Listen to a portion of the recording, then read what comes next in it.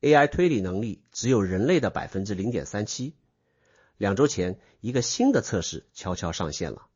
它没有登上任何头条新闻，但硅谷的核心圈子里很多人失眠了。因为这个测试的结果显示，当今世界上最强大的 AI 面对全新环境的推理能力只有人类的 0.37%， 不是 37%， 是 0.37%。 Hello， 大家好，我是王立杰。今天我要跟你聊的这个测试叫 ARC-AGI3， 是2026年3月25号刚刚发布的。如果你跟踪 AI 领域的新闻，你一定知道过去2年 AI 刷榜的速度有多疯狂。今天一个模型在某个排行榜上登顶，明天另一个模型就把它挤下来。每隔几周就有人宣布 AI 又在某个考试上超越了人类。在这种一片凯歌的氛围下，突然冒出来一个测试说 AI 只有人类的 0.37%， 听起来几乎像个笑话，但它不是。它可能是近几年来 AI 领域最重要的一次照镜子。这个测试的创造者叫弗朗索瓦·肖莱，一个法国裔 AI 研究者。他曾在谷歌工作了9年多，2024年底离开谷歌去创业了。他不是什么圈外人，恰恰相反，他是深度学习框架 Keras 的作者。这个框架被全世界成千上万的 AI 工程师用来搭建神经网络。换句话说，他是造 AI 工具的人。但正是这么一个圈内人，在2019年发表了一篇论文，标题翻译过来就是《论智能的度量》。这篇论文的核心观点可以用一句话概括：我们一直在用错误的方式衡量 AI 的智能。这句话是什么意思呢？你想想看，过去几年我们看到的那些 AI 成绩单，什么考试得了多少分，什么排行榜排名第几，这些测试测的是什么？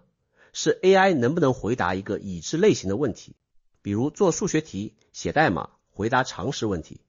AI 确实在这些事情上越来越强，有些甚至已经超过了人类。但肖莱说，这根本不是智能，这是背书。他做了一个区分，借用了心理学里一个经典概念，流体智能和晶体智能。晶体智能是你积累的知识和技能，比如你会说英语，你记得勾股定理，你知道北京是中国的首都，这些东西你学过，记住了，可以随时调用。流体智能完全不同，它是你面对一个从未见过的完全陌生的新问题时，能不能当场想出解决办法的能力。举个最简单的例子，假设你被空投到一个完全陌生的城市，语言不通，手机没信号，地图也没有，你能不能找到回旅馆的路？你会怎么做？你可能会先观察周围的地标，然后选一个方向走走看，走错了就根据新的线索调整方向。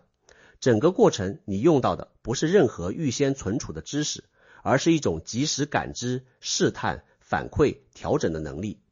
这就是流体智能，每个正常人都有，而且效率极高。肖莱的核心论点是，当今的 AI 几乎全部的惊人表现都来自晶体智能。他们拥有人类历史上所有公开文本作为训练数据，他们的知识储备早就超越了任何人类个体。你问他任何已知的问题，他都能给你一个像模像样的答案。但这不是智能，这是记忆力加模式匹配。真正的智能是什么？是你面对一个前所未有的情境时，学习和适应的效率，不是你知道多少，而是你在不知道的时候能多快的搞明白。为了证明这一点，他设计了 ARC-AGI 这个测试。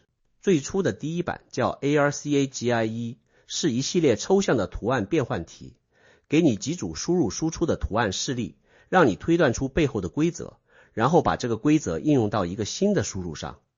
比如你看到3组例子，每组都是一个蓝色方块移动到了某个位置，你需要找出移动的规律，然后预测下一个方块会移到哪里。题目都不难，普通人看一眼就能想明白。但关键是每道题的规则都是独一无二的，你不可能提前背答案。它考的就是你能不能现场悟。结果很有意思，一开始 AI 在这个测试上表现很差，只有 0% 到 30% 几。然后 AI 公司们开始集中火力攻克这个测试。到了2024年底， OpenAI 拿出了一个叫 O3 的推理模型，开了最高算力模式，消耗的算力是正常版本的172倍，跑出了 87.5% 的成绩，一下子超过了人类 85% 的平均水平。硅谷炸了。很多人欢呼雀跃，说通用人工智能的曙光已经出现了。但很少有人注意到另一个数字，这次测试的计算成本是个天文数字。最初的估计是每道题大约3000美元，400道题总计100多万美元。后来有人重新算了一下，认为真实成本可能高达每道题3万美元，总计超过1000万。不管是哪个数字，都够吓人了。而一个普通人做同样的400道题，花的能量大概相当于吃一顿午饭，人力成本每题大约5美元。你花几百万甚至上千万美元跟一个吃了顿午饭的人打个平手，这叫突破吗？更关键的是，当研究者深入分析O3的解题过程时，发现他并不是真的理解了规则，他是用暴力搜索的方式，在成千上万条可能的推理路径中反复试探、回溯、重选，直到碰巧找到一条能走通的路。这不是思考，这是穷举。就好比你要找到一把密码锁的密码，不是理解了密码的设计逻辑，而是从0000试到9999，总有一个能打开。你确实打开了锁，但你真的理解了这把锁吗？肖莱看到这个结果，不但没有气馁，反而加倍下注。他先推出了 ARCAGI2， 大幅提升了题目难度， AI 的成绩从 93% 掉到 68.8%。 然后今年3月他放出了 ARCAGI3， 这一版彻底改变了游戏规则。 ARCAGI3 不再是静态的图案题了，它是一个个互动式的环境，你可以把它想象成一个个微型的电子游戏世界，每个世界都是由人类游戏设计师手工打造的，一共有几百个完全不同的环境。但这些游戏没有任何说明书，没有规则介绍，连目标是什么都不告诉你。你被扔进去一个陌生世界，需要自己去点击，去试错，去观察每一个动作带来的变化，然后自己搞清楚3件事：这个世界是怎么运转的，目标是什么，怎么才算赢。而且它不只是看你能不能最终过关，它还看你花了多少步，它计算的是你的学习效率，你从环境中获取信息并转化为有效策略的速度。这才是肖莱2019年那篇论文里给智能下的定义，在未知任务上的技能获取效率。这才是真正的流体智能测试，不是给你一道题让你解，而是把你扔进一个完全未知的环境，看你能不能从零开始搞明白发生了什么。人类在这个测试上的得分是100%，每一个被测试的人类参与者都成功搞定了所有环境。而全世界最强的 AI 呢？谷歌的 Gemini 3.1 得分 0.37%， OpenAI 的 GPT 5.4 得分 0.26%， Anthropic 的 Claude Opus 4.6 得分 0.25%， 最离谱的是 Grok 4.20 直接0分。你听清楚了，不是 AI 比人差一点，不是差几十，是差了2到3个数量级。人类100%，最强的 AI 0.37%。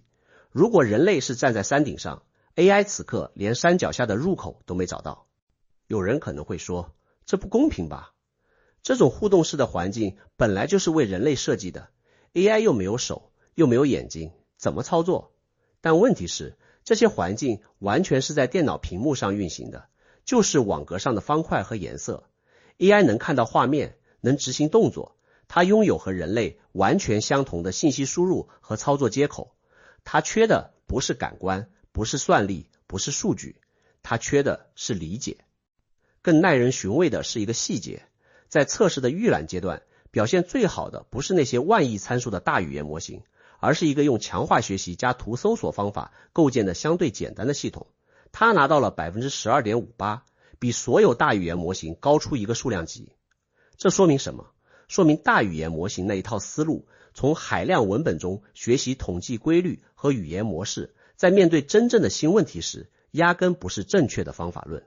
语言不是智能的全部，你把整个互联网的文字都喂给一个系统，它也不会因此学会在陌生环境中试错和适应。这让我想到一个很有画面感的比喻。你知道 AlphaGo 的故事， AI 可以在围棋上击败世界冠军。围棋虽然变化极多，但规则是固定的，已知的，从第一天就告诉你了。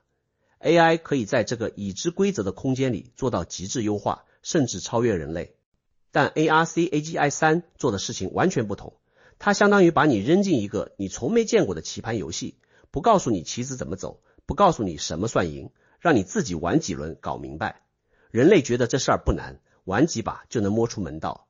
AI 呢，几乎完全瘫痪。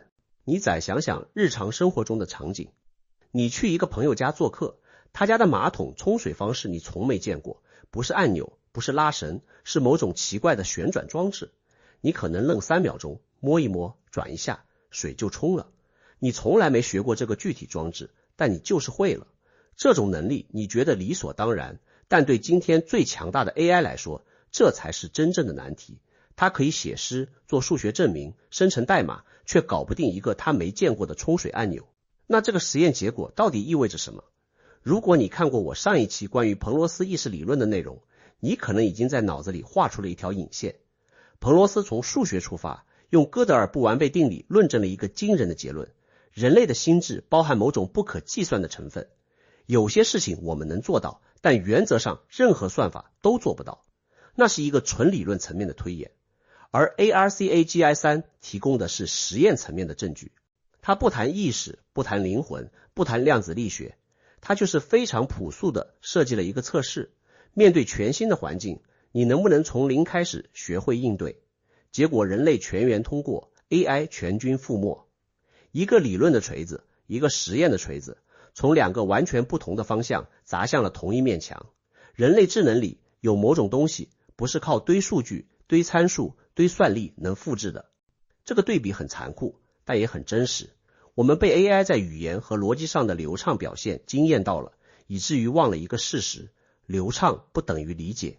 一个鹦鹉可以完美的模仿你说的每一句话，但它并不知道这些话是什么意思。大语言模型当然比鹦鹉复杂得多，但 ARC-AGI-3 在问的是同一类问题。当你剥掉所有预训练的知识，所有学过的模式，只留下面对未知时现场搞明白这一个维度， AI 还剩下什么？答案是几乎什么都不剩。我要特别强调一点，我不是在说 AI 永远追不上，技术在进步，架构在创新，也许明年就会有人找到突破口。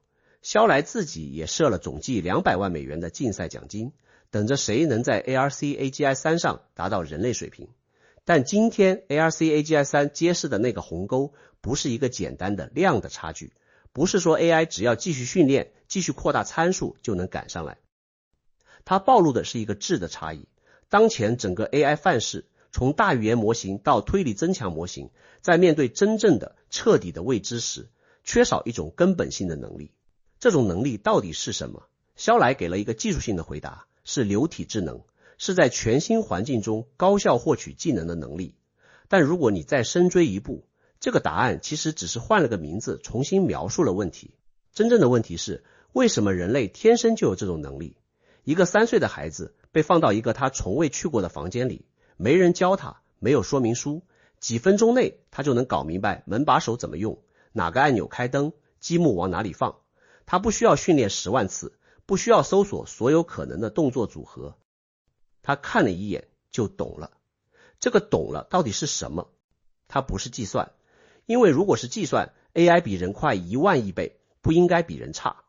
它不是知识储备，因为一个3岁孩子的知识储备约等于0。它也不是进化赋予的本能反应，因为门把手和积木不是进化环境里的东西。它似乎是某种更基础的能力，一种把零散的感知信息瞬间组织成有意义的整体的能力，一种不需要被教就能看出这个东西是干什么用的能力。认知科学家管这个叫格式塔感知，但这个名字也只是给谜题贴了个标签，并没有解开谜题本身。这就是 ARC-AGI-3 真正让人不安的地方。它不只是在说 AI 不够强，需要继续优化，它在问一个更深的问题：我们以为的智能到底是什么？我们一直以为智能是信息处理，输入数据，处理数据，输出答案。按这个定义， AI 早就应该比人聪明了。但 ARC-AGI-3 显示，在面对真正的未知时，人类这台每秒只能处理大约10比特信息、20瓦功率的生物计算机，碾压了所有用100万美元电费堆出来的硅基系统。也许智能从来就不是信息处理，也许理解这件事儿不是用更多的计算能力就能追上的，也许在人类看懂一个从未见过的东西的那个瞬间，发生的不是计算，而是某种物理事件，某种今天的计算机架构根本无法模拟的东西。ARC-AGI-3 没有回答这个问题，但他用 0.37% 这个冰冷的数字，把这个问题狠狠地钉在了桌面上，让所有人都没办法再假装看不见。你觉得 AI 最终能跨过这道鸿沟吗？还是说这道鸿沟本身就在告诉我们，我们从一开始就小看了理解这件事？如果你有什么想法，我很想听。我是王立杰，我们下期见。